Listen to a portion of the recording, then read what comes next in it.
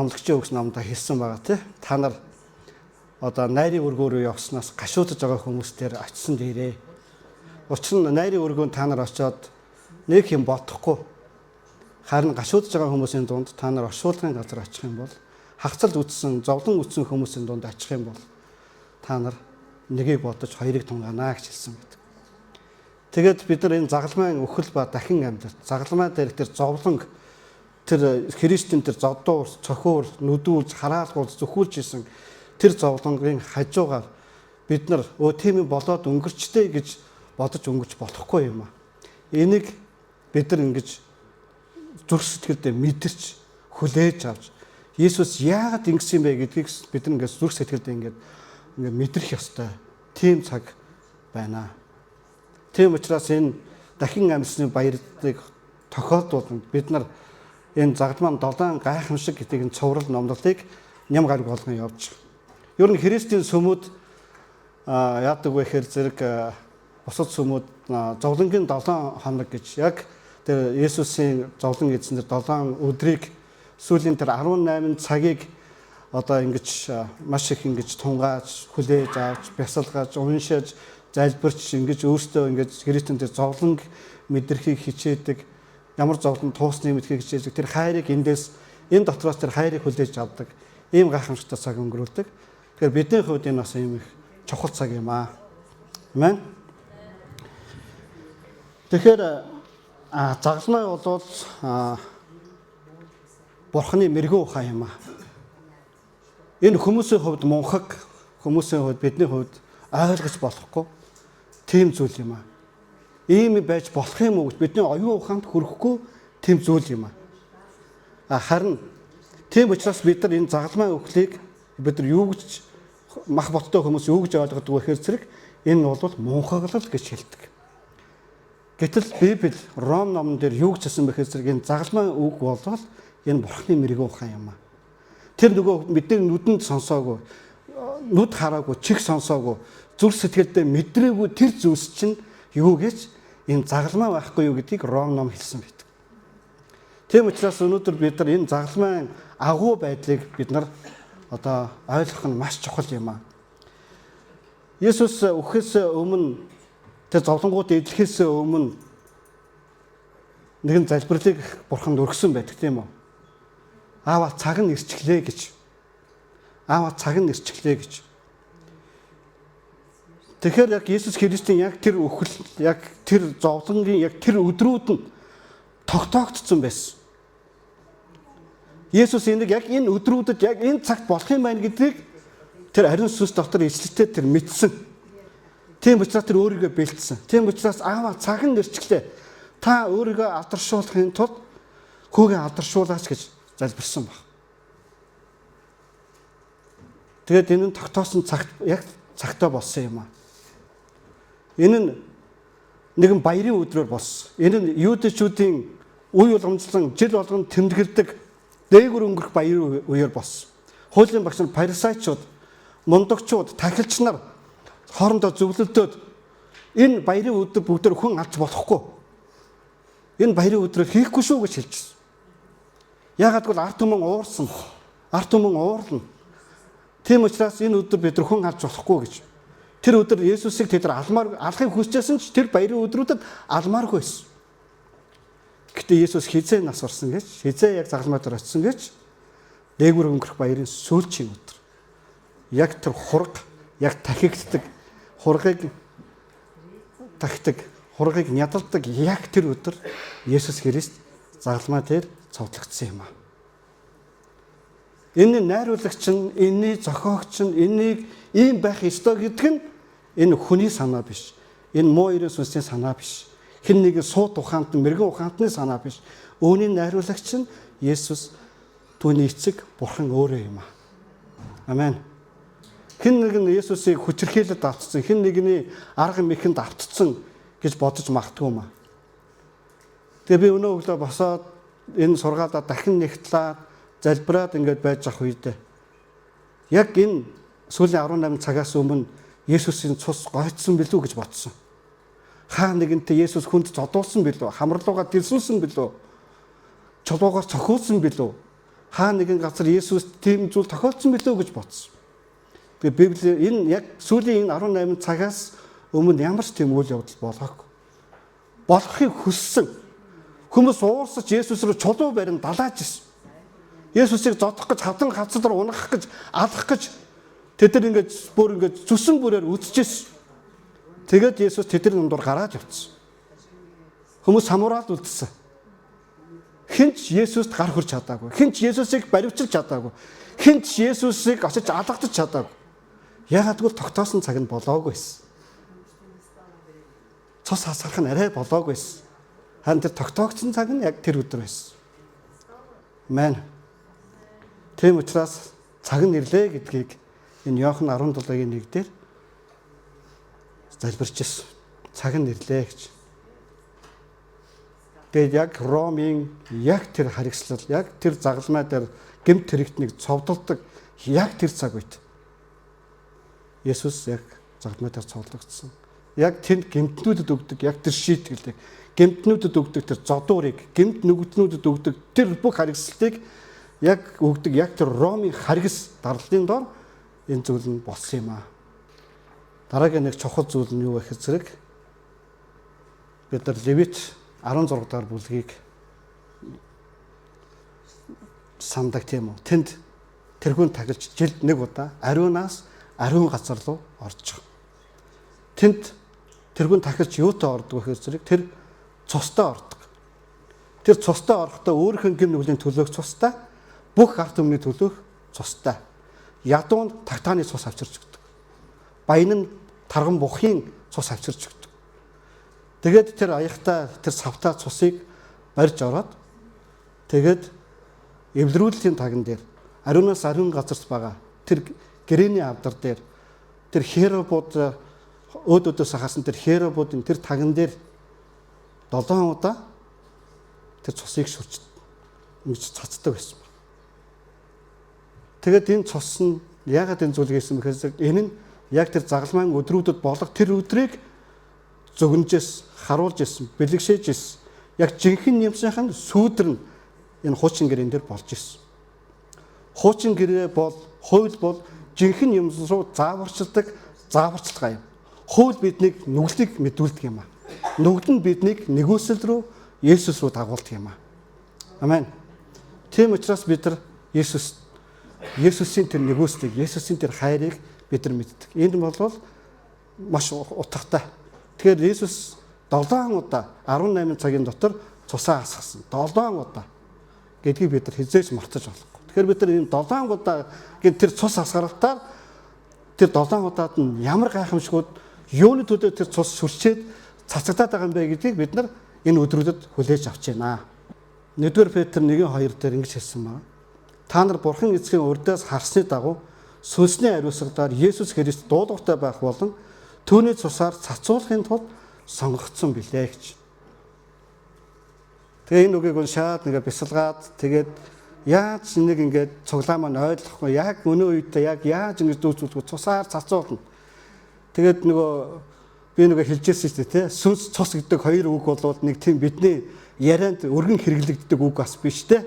Жохон тийм муухай одоо тий сүнс гэдэг чинь зад зэтгэр зүтгэрийн тухай бодогддог, цус ихээр алга хүчрхээлийн тухай бодогддог, цусны тухай ингээд нэгүсэл хайрын тухай ярих ямар ч тийм боломжгүй тийм сэтгэл зүйтэй тийм цаг үед байсан. Гэхдээ Христ итгэл дотор Есүс итгэдэг хүмүүсийн дотор энэ Христийн цус бол үн цэнтэй юм аа. Тэгээ бид нарыг бүр ингэж хэлсэн багш. Та нар бол Христийн цус ба гэрчлэлийн үгээрээ та нар энэ ертөнцийг ялсан юм аа гэж хэлсэн баг. Тэгэхээр бид нарт юу үнэхээр чухал Христийн цус үнэхээр чухал.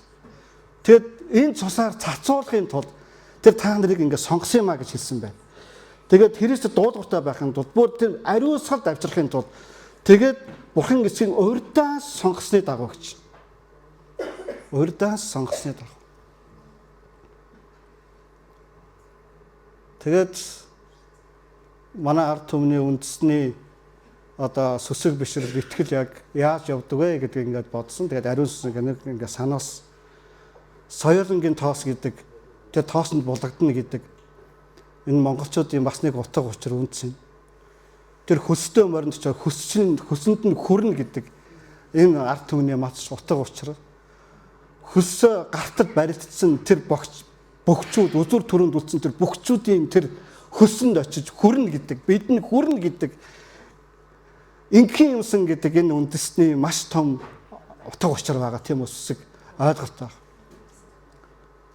Тэгэд энэ нь бас л нэг жинхэнэ юм руу дагуулчих. Бидний дотор угаасаа тийм сүсэг бишрэл байгаа. Харин энэ нь яг жинхэнэ юм руу очиж гэнэ үү? Өөр юм руу очиж гэнэ үү гэдгийг бид нар мэдэх ёстой. Тэгэхээр бидний дотор нэг тэр сүсэг хөдлөх ёстой.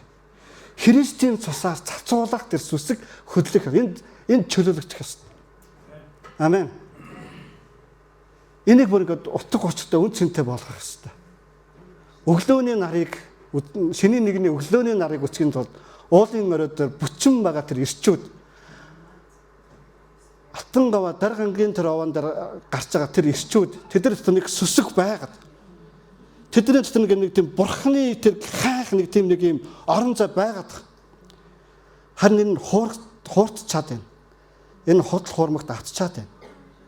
Нөгөө нэг Яробамын нүгэл гэдэг шиг Яробам чи ямар нүгэл хийсэн бэлээ гэхээр зэрэг Данд Бершабад хоёр алтан дугуйд бүтээгээд Египтээс та нарыг чөлөөсөн бурхад чинь энэ байна гэж израилчуудыг хуурсан тэр хуурамч сүнс өнөөдөр энэ үндэстэнд хэвээрээ нойлхож байна. Тэгээд Иерусалим руу явхаа байц. Эсний өргөө рүү явхаа байц. Ингээ хоригдсон. Өнөөдөр хүн цуглаанд явна гэдэг, эсний өргөөнд явна гэдэг маш том тэмцэл өнөөдөр хэвээрэл байна. Тэр үед Иерусалим руу эсний өргөө рүү явж мөргөнө гэдэг тэмцэлийг тэгж авчирч ирсэн. Тэгээд бидний бурхан энэ хоёр тугалан байна гэж итгэсэн. Гэтэл өнөөдөр биднийг Есүс Христийн цусаар цацуулахын тулд бид нар бүр ингэж сүсэг бишрэлтэй байхаас энэ муу нэгэн биднийг ингэж хаач. Уул аваар хөстөө морилоо, хөстөө хүнлүү явуулаад тэндээс хэмэр авна гэж бодоо. Тэндээс ингээд зөвтгөж сэргэлт ирнэ гэж бодоод. Гэтэл яг жинхэнэ юм Христийн цус юм аа. Эндээс юу ирдэг вэ гэхээр зэрэг эндээс зөвтгөл, эндээс ариусгал ирдэг юм аа. Амен.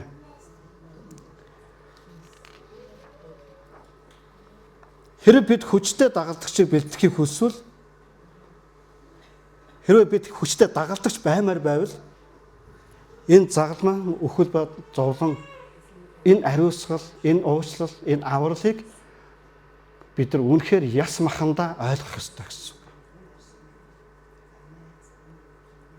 Би Библийн сургууль сурж байхдаа нэг юм этгээд сонин хачин бичлэг бидэнд үзүүлж яж билээ.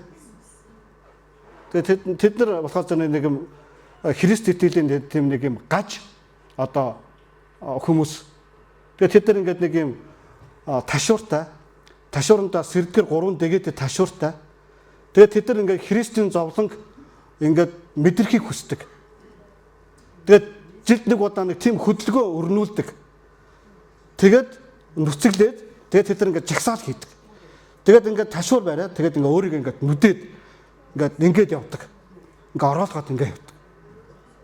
Тэгээд тэд нар юу гэж хэлж байгаа вэ? Би Христийн зовлонг мэдрэхийг хүсэж байна гэж боддог. Христийн зовлонг мэдрэхийн тулд ээг гэж Библи зааж өгсөн үү? Үгүй. Энэ нь ариун сүнсний хайраар, энэ нь нэгүслэр, энэ Бурхны үгийн ичлэлтээр бидэнд ирдэг юм аа.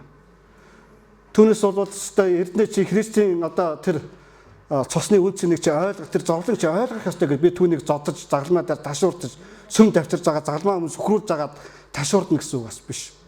Эсвэл хин нэг нь өөрийгөө тэр зовлон Есүсийн зовлон мэдхийн тулд өөрийгөө зовоож, тарчлааж, өөрийгөө ороолгож, цус нүжөө гойжуулж тэгж мэднэ гэсэн үг бас биш. Энэ нь Бурхны мэрэгэн ухаанаар Бурханаас өөрөөс нь бидний зүрх сэтгэл дотор ирдэг юм аа. Амен. Бид нар тэр кинонд гарч байгаа хин нэгний зовлон хараад сонсоод бид нар өнөөс нь өмрөн уйлдгоо. Кино үзээд уйлдгоо. Хин нэгний амьдралыг сонсоод тэр амьдралыг нь яг үзээгөө өөрөх амьдрал дээр үзээгөө ч гэсэн бид нар ойлгож мэдэрдгөө. Мэдэрдэг. Бидэрт ийм чадварыг Бурхан бидэрт өгсөн. Тэгэхээр бидэнд Христийн тэр зовлонгийн тэр ойлголтыг бид нар зүрхэндээ, сүнсэндээ, оюун бодолтой зүрх сэтгэлдээ бид нар нэвчиж мэдэх юм бол бид нар ойлгох. Би хамгийн анх дагалдагчийн ангид байж байхдаа Магнус ахын загалмаа хүч чад гэдэг хичээлийг сонсоод уйлж иж. Есүсийг ташуусан ташуурыг үзүүлээд, хатсан хадаасыг нь үзүүлээд. Тэгээд ингээд нялдаг голтонд биеийг нь зодчоод тэгээд хааны нүмерэг нүмрүүлээд. Тэгээд тэр нүмергийн дараа нь хуулж аваад гэж байгаа. Тэгээд би ингээд болцсон. Би нэг ингээд шаргатчаад лент наачаад. Тэгээд тэрийг ингээд хуулж авахын тулд ямар их өвдөж баашилдаг үлээ. Гэтэл Есүс энэ бүгдийг төвчгөр шийдсэн. Энэ бүгдийг олохдоо жинхэнэ дагалдагч төрдөг юм аа. Гоншиндгүй, зовлонд ундаггүй, урваадаггүй. Библиэр ингэж хэлсэн баг. Сэтгэлээр унахгүй, тэнхээгээ барахгүй тул өөрийнх нь эсрэг нүгэлтнүүдээс тийм эсрэгүүлэг твдсэн түүнийг санахтун гэж. Тэгэхээр өнөөдөр бид нар сэтгэлээр унах юм ирэх нь үү? Ойлгомжгүй юмнууд ирэх нь үү? Хүнд хэцүү өдрүүд ирэх нь үү? Ирэх нь. Харин энэ бүгдэд сэтгэлээр унахгүй тэнхээгээ барахгүй тулд нэг зүйлийг үнэхээр ойлгох хэрэгтэй. Энэ бол Есүсийг санах юм агчсан. Тэр загламад дээр юуг твдсэнийг та нар санах ёстой гэсэн. Мэн. Тэгээд дараагийн бид нар хамгийн түрүүнд үтсэн гайхамшиг нь юу байлаа? Уучлалын гайхамшиг байсан. Тэгээ уучлал гэдгийг бид нар шийдвэр гэдгийг эндээс ойлгосон. Энэ шийдвэрийг гаргахын тулд Есүс ямар их зовсныг бид нар бас ойлгосон. Тэгээ хөлсөн, цуссан, тусал болтлоо гарах тэр сэтгэл дарамт, тэр депрессийг бид нар ойлгосон. Тэгээд тэр өөрийн ирэхгүй мах боттой хүн учраас эцэг минь энэ аягийг надаас зайлуулаач гэж залбирч ирсэн. Гэхдээ тэр нэг шийдвэр гаргасан. Гэхдээ таны хөсөл биелэгдээсэй гэсэн. Тэгээд тэр анхны Адамын гэм нүглээс болоод хамгийн сүүлийн дэлхий дээр төрөөд үхэх тэр хүний гэм нүглийн бүх аягийг, тэр бүх хорыг тэр уус. Тэр гомдлыг уус, тэр үзэн ядалтыг уус, тэр алмаар байгаа сэтгэлийг уус, тэр асныг уус, тэр үзэн ядсныг, тэр хүчрхийлснийг, тэр энэ гэм нүглийн тэр бүх аягтай тэр дарснаас тэр гэм нүглийг тэр өөртөө уус. Энэ бол хайр юм. Энэ бол уучлал юм. Амен. Бид нар хин нэг алмаар санагддаг. Хин нэг үхчихээсэй гэж бодтлоо бид нар гашууддаг. Хатуурдаг зүрхэн байна. Бид нар бүр хин нэг тэ станаар нандаа маг хохиросон шиг энэ хохирлоо хэд дахин өөртөө үзээсэй гэж ингэтлээ бид нар үзэн ядаж чаддаг. Тийм зүрх сэтгэлтэй хүмүүс. Тэр бүгдийг Есүс мэдэрч ирсэн. Энэ бүгдийг, энэ бүх дарамтыг, энэ бүх шахалтыг тэгээд энэ ингээд амиа хорлолтонд хүрэгдэг. Тэр ганцаардыг, тэр хүчрхийлийг Есүс тэр бүгдийг тэр мэдчихсэн юм. Тэгээ уучлал бол шийдвэр юм аа. Өмнө говьд байхад нэг эгч маань надтай уулзахтаа залбирхтаа би тэрнийг уучлмааргүй байна гэж тэгдэг гэсэн. Би тэрнийг уучлмааргүй байна. Би яаж уучлах юм? Үгүй. Тэгээд тэр хүнтэй өмнө говьд ингээ годамжаар энэ тэнтэй таарахаараа ингээ шууд ингээ зүрдэг. Таарахгүй, мэдлэхгүй, нүүр тулахгүй хичээд ингээ тойроод өнгөрдөг. Тэгээд дахиад нэг онцгой уулзалт болдог. Дахиад онцгой цуглаан болдог. Дахиад нэг онцгой хөтөлбөрүүд болдог. Дахиад ширээний арсууд, дахиад эвдрэл уучлалын тухай ярьдаг, өгүүлэгдэг. Би тэрнийг уучлахгүй л гэдэг.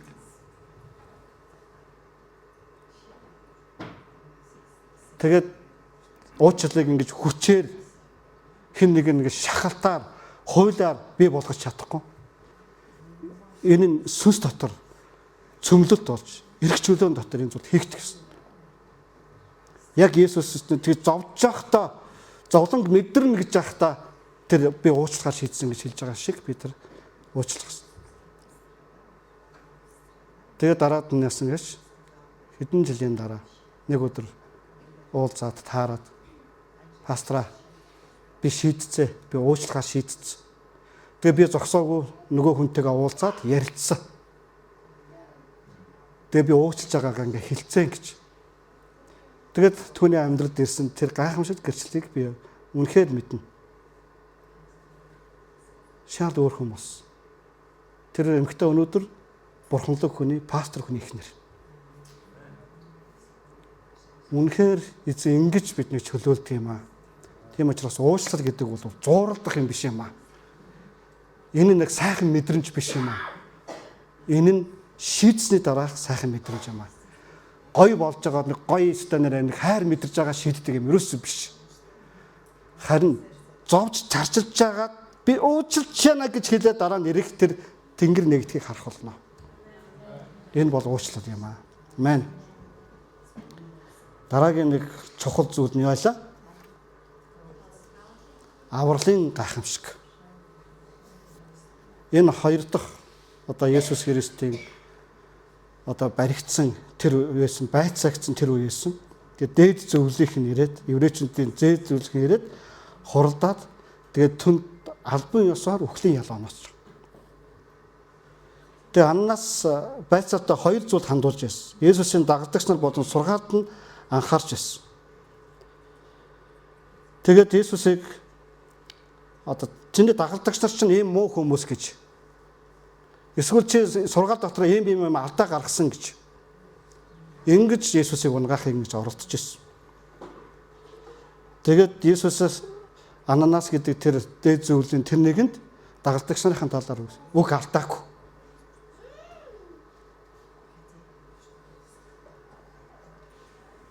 Эсвэл сургаалынхаа талаар ч үг алдаагүй. Тэр зүгээр л дуугаа байсан. Тэр бусдыг ч өмгөөлөөгүй, тэр өөрийгөө ч өмгөөлөөгүй. Тэр зүгээр дуугаа байсан. Тэгээд түүнийг зэргүүд зодж исэн, нүур дүн алгацсан, саваагаар цогсон. Тэгээд эндээс бидний амьдралд юу ирж байгаа хэр зэрэг нэгүсэл ба аврал ирж байгаа юм аа. Аврагдах зохисгүй хүн гэж байгаа юу? Энэ дэлхийд дээр аврагдах зохисгүй хүн гэж байгаа юу? Би заримдаа юм хатуу үедээ тэр хүнд сайн мэдээж яримэргүй санагддаг тийм үе байдаг те. Энэ угаас энэ угаас аврагдахгүй гэж боддог. Тийм үе ингээд байдаг. Энэ нөгөө мах бодоос гарч байгаа болохоос ш энэ бурхны үгнээс бурхнаас биш. Бурхан бүх хүмүүсийг аврагдаасаа үнний мэдлэг рүү ирээсэй гэж. Тэгэхээр тэр бүх хүмүүст аврагдах боломжтой. Энэ бол угаасаа тамд явах хүн гэдгийг бид нар өнөөдөр шийдэх боломжгүй. Энэ хүн бол гайгүй аврагдах боломжтой гэж хэлэгч тийм нөхцөл бидэнд байж болохгүй. Харин бид нар бүх хүн аврагдах боломжтой гэдэг, бүх хүн аврагдах зохистой гэдгийг л мэднэ. Яаж? Загалмаагаас болж. Тэр хүн шоронгийн хадаас байсан уу? Тэр хүн хүчрхийлэгч байсан уу? Тэр хүн баян хүн байсан уу? Тэр хүн сайн хүн байсан уу? Тэр бөө байна уу? Тэр лам байна уу? Энэ нь огт байдлаа байхгүй. Тэр үнэхээр буян үйлддэг хүн байна уу? Тэр нь огт хамаахгүй. Хүн өөсөөрөө биш, итгэл ба нэгүслээрээ аврагдсан юм аа. Үүний төлөө Есүс дууга байсан юм аа. Твцсэн юм аа. Миний авралын төлөө. Намайг дагж байгаа энэ хосоо чинь тэм байхгүй биз дээ. Нэг юм хогийн нөхөр намайг дагж байгаа гэж хэлээгүй. Харин Есүс Христ миний авралын төлөө энэ бүгдийг твцсэн юм аа. Тэр дууга байж чадсан. Амен. Дараагийн нэг чухал зүйл нь юу вэ гэхээр зэрэг ариусгал. Загалмайн 3 дахь гайхамшиг ариусгал. Бүгд хамтдаа төр зур яг энэ ариусгалын 3 дахь гайхамшигын видео шторкийг авч үзээд тэгээд цаашаа үргэлжлүүлцгээе.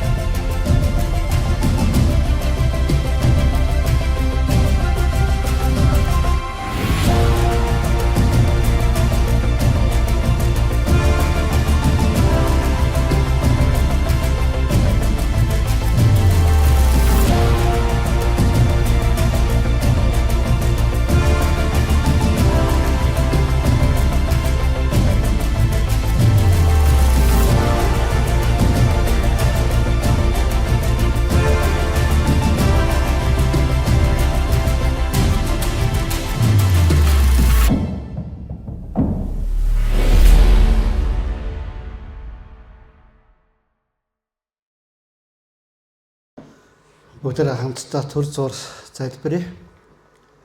Харин сүнсээ бид таны илчлэлтийг гуйж байна. Харин сүнсээ бид таны дүүрэн байдлыг гуйж байна. Есүсийн зовлонгийн эдгээр өдрүүдийн туулсан яагаад ингэснийг ойлгох ухаан илчлэлт бидэнд өгөөч. Мэдчихсэнийг маань баталж өгөөч, мдэггүйг маань мэдүүлж өгөөч. Ойлголтын сүнсээрээ та биднийг дүүргэж өгөөч гэж залбирч байна. Энэ ариусгал гэж яг юу юм бэ? Хүн хэрхэн ариун болох боломжтой юм бэ? Хүн яаж гэгэрх ёстой юм бэ? Энэ бүгдийг эзэн та бидэнд илчилж өгөөч гэж. Таныхаа нэрээр гуйж залбирч байна. Амен. Ариусгал ариун байх, гэгэрх, гэгэнтэн байх. Эдгээр үгнүүд ойрхон сонсогдож байна уу? Бас хэд тийм шашинлаг биднээс тийм хол үг байгааз энэ нэг надад нэг тийм хамааралтай үг биш. Тэр нэгэнд хамааралтай. Тэр нэг даянчилдаг, нэг тийм гэгэрхийг сонгосон одоо тийм хүмүүст ингээ хамааралтай гэж би боддог. Хүмүүс гэгэрхийн тулд нөхцөл байдлаас хүмүүсийн дундаас одоо гарах ёстой гэж боддог. Тэгээд олон хоногоор уулын агууд ингээд суудаг. Тэгээд тэд нар ингээд идэх ёстой хоолол идэх ёстой. Ингээд бие мах бодоо ингэж цэвэршүүлж ингэж өөрийгөө ариусгана гэж боддог. Бодол оюунаа ингээд хүмүүсийн амьдралаас нөхцөл байдлаас тусдаа гарч яагаад нэг өөр газар байж байгаад даянчилж байгаад тэгээ гэгэрнэ гэж боддог.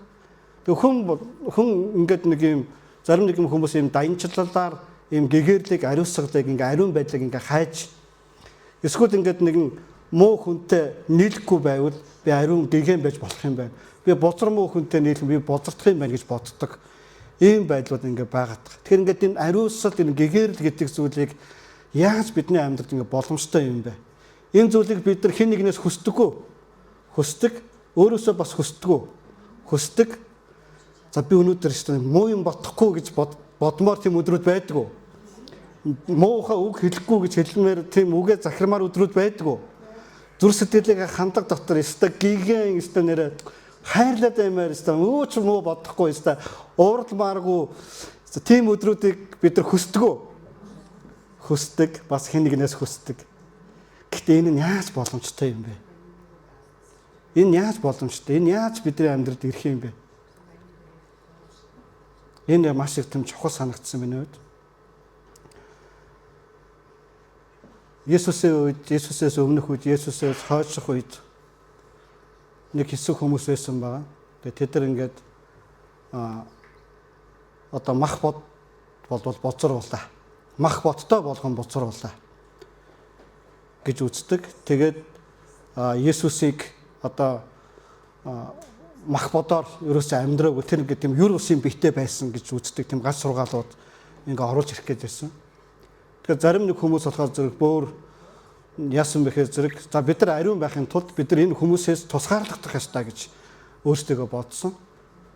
Тэгээд тэд нар ингээд сансарт өөр одоо гариг дээр амьдрах тухай бодож эхэлсэн. Яг гэвэл тэд нар өөрсдөө ариун гэж бодсон. Гэгэнтэн гэж бодсон. Харин бусдыг бозар гэж бодсон. Юудэчүүдийн дотор нэг онцгой нэг тийм ариусгалын ойлголтыг чөлөөсөн хүн бол Есүс Христ өөр. Тэдний хууль дотор юу бозар, юу ариун гэдгийг үнэхээр маш их заагалдаг байсан, мэддэг байсан. Тийм учраас тэд нар хуулийн дагуу маш амархан бозар болдааг цэвэр ариуныг ялгах ийм боломжтой байсан тэд нар. Гэтэл тэр нь бас яг жинхэнэ биш. Гэтэл тэр нь бас л яг жинхэнэ юм руу дагуулж байгаа зүйл байсан. Та нар боддоо нэгэн цус алддаг эмэгтэй. Цус алддаг эмэгтэйхээр зэрэг биений юм нэг байнга ирдэг. Хэдэн 7 хоногоор ирдэг. Тогтсон хугацаанд ирээд тогтсон хугацаанд болдоггүй. Тэгээ тийм эмэгтэйчүүдийг бозар гэж боддог. Тэгээ тэр эмэгтэйтэй амьдрах юм бол бозар. Тэр эмэгтэйгээ суусан газар дээр суух юм бол бозар. Тэр эмэгтэйтэй гар барих юм бол бозар. Тэр эмэгтэйтэй нөхөрлөх юм бол бозар. Тийм эмэгтэйтэй хамт байх юм бол бозар. Бид нар хэн нэг хамархан дундаасаа бузар гэж хэлж чадна. Бид нар амархан энэ сүмд ирэхгүй байгаа, Есүс итгэхгүй байгаа тэр хүмүүсийг бузар гэж хэлж чадна. Тэгээ сүмд ирдгүүд нь ариун гэж. Тэгээд нэгэн номлогч ингэж хэлжсэн бил. Гадаа гим нүгэл ил байдаг. А сүм дотор гим нүгэл нуугдсан байдаг юм аа гэж. Үүгээр л ялгаатай. Өөр юм байхгүй. Тэгээд Илж Паул юу гэж хэлсэн бэхээр зэрэг ах トゥ ус гэж хэлж байгаа. Чиний хажуу сууж байгаа нэг чинь тийм гим нүгэлтэй садар самуу завхай шүтэгч байх юм бол чи түүнийг дундаасаа зайлуулахын тулд та нар гашуудах ёстой. Гэтэл огт гашуудахгүй. Ингээ яваад байна гэж. Гэтэл та нар гаднахыг шүүгээд тэд нар бол бузар гэдэг тэднээс өөрсдөө цусгаарлах гад тэдэртэй нэг албан байгууллагт ажилламааргүй байна. Тэдэртэй хамт нэг сургууль нэг анги хамт олон баймаргүй байна. Тэдэртэй хамт тэгвэл та нарын дэлхийгээс явах хэрэгтэй гарах хэрэгтэй болно шүү дээ гэж Паул сануулсан байна. Тэгвэл Христ итгэгч нар хизээ ариусгагдсан байх боломжтой юм бэ? Бүгдээр хэдэн чухал зүйлсүүдийг эндээс олж харъя. Тэгээд ариусгалыг бид нар юу гэж боддог вэ гэхээр зэрэг энэ бодол дотор тэгээд энэ зүрх сэтгэл дотор үг хэл дотор ингээд цэвэр байхыг бид маш их хэрэг мэддэг. Тэгээд энэ ингээд механикаар одоо ингээд би ингээд сайн өргөж бодоод байх ёстой гэж боддог. Тэгээд энийг ариун гэж боддог. Тэгээд үргэлж ингээд сайхан юм яриад байх юм бол ариун гэж боддог. Үргэлж ингээд дотоод зүрх сэтгэлд цэвэр ариун байгаатай гэгээ ингээд харанхуугүй ингээд байгаад байх юм гэж боддог. Гэтэл энэ хоёр ингээд бодит амьдралд ингээд зөрчилддөг. Ууралцдаг, муухай хэлждэг, алмаар санагчдаг, завхаармаар санагчдаг, донтчдаг, ямар нэгэн буруу юм олоод хараад үзчихдэг тий. Тэгээд ингээд сэтгэлээр ундаг. Тэгээд бидний дотор нэг юм ухамсар, бидний дотор байгаа нэг мэс чанар, бидний дотор ингээд нэг тийм цэвэр ариуныг ингээд хөсөмжлээд байдаг. Гэтэл бид нар тэр ухамсарт тэр цэвэр ариун байдал тэр үүдэрт хоёр маань ингээд зөрчилдөж идэг. Тэгээ Библи бидэнд юу гэж хэлсэн бэ гэхээр та нарын дотор сайныг хүсдэг мөртлөө сайныгаа хийж чаддаггүй тийм гэмт чанар байгаа. Та нар бол гэмтэн гэж Библи бидээр хэлсэн байдаг. Тэгэхээр хүн өөрөө дотроосоо ингээ ариусгагдах боломжгүй. Дотроосоо ингээ ариусгагдах юм боломжгүй. Харин энэ гаднаас хэн нэгний нөлөөгөөр ариусгагдах боломжтой. Энэ нь болохоор зэрэг Есүсийн нөгөө цус юм аа. Амен. Христийн тэр цусаар дамжуулан биднийг ариунд зөвд тооцох юм боломжтой болсон юм аа. Тийм учраас бид энэ дэлхийгээс гараад гүгээд явах шаардлагагүй. Тэнгэр агаар огторгууд өөр гариг ирэхсээр амьдрах гэдэг шаардлага байхгүй. Бид нар ямар нэгэн хүмүүс хамт олон дотроос тусгаарлах гэдэг шаардлага байхгүй. Бид нар харин Есүс Христийн цусаар ариусгахдахтаа бид нар харин нөлөөтэй байж болно. Яа тэр хүнтэй хамт ингээ явчвал арх уугаад уруу татагтаад бузар болчихно. Тэр тамиг татдаг хүмүүстэй хамт тамиг татаад ингээд би бузар болчихно. Тийм завхаарагчтай хамт байгаад би ингээд завхаарна гэж бодсон. Тэгээд тэд нар хизээч энэ дотор нэг зүйл худал дуу хоолой байгаа нь юу гэхээр зэрэг энэ дотор нэг худал зүйл юу байгаа нь юу гэхээр зэрэг Есүс Христийн цусныг тэр хүч чадлыг тэр ойлгохгүй өөрийгөө тэр ариун зөв болсон гэдгийг ойлгохгүй байна гэсэн. Би нөлөөлөх ёстой учраас би нөлөөлөгдөг ёстой биш. Тийм учраас Есүс Христ биднийг та нар бол энэ дэлхийн гэр давс гэж хэлсэн баг. Гэтэл бид нар нийгмээс үнэхээр айж итгэлгүйчүүдээс айж бид нар үнэхээр тэднээс айж тэр цус алддаг тэр эмхтэй тэр хүмүүсийн дундор шаваарсан хүмүүсийн дундор яваад мүлхөөд тэр хүмүүсийн дундор очиод Есүсийн хормойд хүрнэ гэдэг бол түүний хувьд бол ямар том итгэл байсныг Есүс хэлсэн. Итгэлчин чамайг итгэлээ гэж хэлсэн. Тэр итгээгүй бол энийг хийхгүй байхаас. Тэр итгээгүй бол тэр хүмүүсийн зодуур нулимтыг тэр бодох байсан. Буцар гэж хэлээд чи энд юу хийж яваа юм бэ гэж хэлэх гадуурхалтыг тэр мэдрэх байсан. Тэр энэ бүгдийг үл тоон Есүс рүү хүрч чадсан. Тэгээд Есүсээс юу гарсан бэлээ? Есүсээс юу гарсан бэлээ? Есүсээс хүч гарсан. тэднээс хүч гараад тэд биднийг бузарлах ёстой биш. Биднээс хүч гараад бид тэднийг ариусгах ёстой. Итгэгч нөхөр нь нөхрөөсөө болж итгэдэггүй эхнэр нь ариусгагдана. Итгэгч эхнэрээсээ болоод итгэдэггүй нөхөр нь ариусгагдана. Амен уу? Бид нар Христийн цуснаас болоод бид ийм хүч чадалтай байхгүй. Бид нар ийм нөлөөтэй байхгүй за. Амен. Энэ нь миний чадвараас болоод энэ нь миний ямар нэгэн босрлоос болж байгаа юм ерөөсөө биш байхгүй юу? Бид нар ингэж бүр халдаж энэ нийгэмд нөлөө үзүүлж би энэ байгууллагт ажилд орноо. Надаас болж энэ байгууллага өрөөгдөнө. Амен. Би өмнө гот ингээд манай залуучууд ингээд Улаанбаатар хот руу автобус фургон суугаад ингээд явдаг. Пастраа залбирч өгөөрэй гэдэг. За сууж. Залбирч өгье. Чи тэр автобусанд явж байгаагаас болоод тэр осол аваар байхгүй байх болно. Чи тэнд явж байгаагаас болоод автобусны дотор байгаа юм чамаар болж өрөөгдөх болно. Чи тэр автобусны дотор явж байгаагаас болоод тэр зам дээр хөдөлгөөнд орж байгаа, зөрж байгаа, гүйс төрүүлж байгаа машин бүр жолооч бүр чамаас олж өрөөгдөх болно. Чи бол ийм нөлөөтэй юм аа. Түүнээс бол унтаа жолоочоос болоод осолд орчих үедээ аригчин зорцоод зэрэг намайг мөргөөд унахчих үедээ ингэж бид нар амьдрдаг ийм итгэлгүйчүүд биш юм аа. Би байгаагаас болж, би тэнд байгаагаас болж тэнд юм болох хэвээр сэргэлт ирж байгаа, өөрчлөлт ирж байгаа, ам явж байгаа хэвээр юм аа. Энэ бол ариусгах хүч чадал юм аа. Цохигсод би нуруугаа сахлыг минь үхтэй хүнд хасраа тавьж өглөө. Есүс Христ энэ бүгдийг найрсгаар өгсөн юм аа. Тэнд хасраг тэр цуснаас болж, цохиуснаас болж, саваадууснаас болж, зодууснаас болж гарах тэр цус биднийг ариусгах чадaltaй юм аа. Есүсийг яаж зодсныг бүгдээрээ санаж байгаа тий. Цэргүүд түүнийг нүдийг нь ямар хаагаж боогоод тэгээд үүнийг бол тухайн үед сохор өхөр гэдэг тоглоом байсан. Тэгээд энэ тэндээс нь ирээд цохоод иш үзүүлэгчээ бурхны хүү чи бурхны гайхамшиг гэдэг ярьдаг үнэ. Хэн цогсныг таадаа гэж.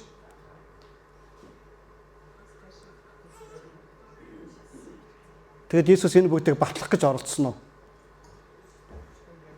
Батлах гэж өрөөсөө оролдог. Бид нар Христ итгэж гэдгээ батлах гэж оролдох уу? Энэ ертөнц биднийг энийг шаарддаг. Чи итгэгч юм бол, чи бурхны хүн юм бол, чи сүмд явдаг юм бол гэж. Тэгээ энэ үгээрээ бидний унгаахыг оролдож байгаа. Тэгээ чи байгаагаа надад өг. Чи надад найрсаг хандах ёстой. Чи ингэх ёстой. Чи тэгэх ёстой. Чи бурхны хүн юм бол гэж бидрийг ингэж басамжилт. Бид нар энэ бүгдийг батлаж, бид нар энэ бүгдийг харуулах гэж амьдрах юм бол бид нар тэдний арга мэхэнд унанаа. Есүс Христ сая энэ дагаа тэм цэрэгтэй нөхөр чи сайн намайг цогсон гэж батлах гэж оролдоогүй л ахгүй. Бурхны хүн гэдгээ батлах гэж оролдоогүй л ахгүй. Бид нар Есүс Христтэй амьдрснараа Иохан Петр хоёрыг хүмүүс эрдэм мэдлэггүй босролгүй Есүс Иохан Петр хоёрыг хүмүүс хүү эн чинь Есүсийн хүн байна гэж хэлж чадсан шиг бид нар тиймд байх ёстой. Амен. Бид нар бурхантай хамт байснараа энэ бүгдийг хийж чаднаа. Юудэчүүдийн хамгийн зодохтой доромжилдаг нэг доромжилт нь сахлаас нь барьж авч жагаад. Тэгээ юудэ хүний хувьд бол тэр сахал гэдэг бол маш үнд цэнтэй тийм эрхтэн тийм чухал зүйл байгаа. Монголчууд ингээд тэргүнд нь толгойд нь хүрэхэд ингээд тий би энэ азас хийдэг хамаагүй хүн тэргүнд минь хүрчлээ гэж боддог шиг еврей хүний тэр эрүүний сахлаас барьж аваад цохино гэдэг бол энэ бол үнэхээр доромжлол байсан. Ромын цэргүүд түүнийг сахлаас нь барьж аваад сахлын нүхтэйгээд тэгээ түүнийг цогч ирсэн. Тэгээд юудэчүүд хоёр ухныг нэгийг нь тахилд өргөдөг, нэгийг нь төөрүүлдэг байсан гэж би ярьж өгсөн тий. Нэгийг нь тахилд өргөх ямаага барьж ирээ сахлаас нь барьж агаад тэгээ цохиж алдаг.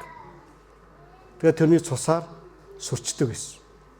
Тэгэхээр Есүсийг тэр сахлаас нь барьж тэр яг тахилд өргөгдсөн тэр ямаа бол Есүс, тэр ухан бол Есүс юм аа.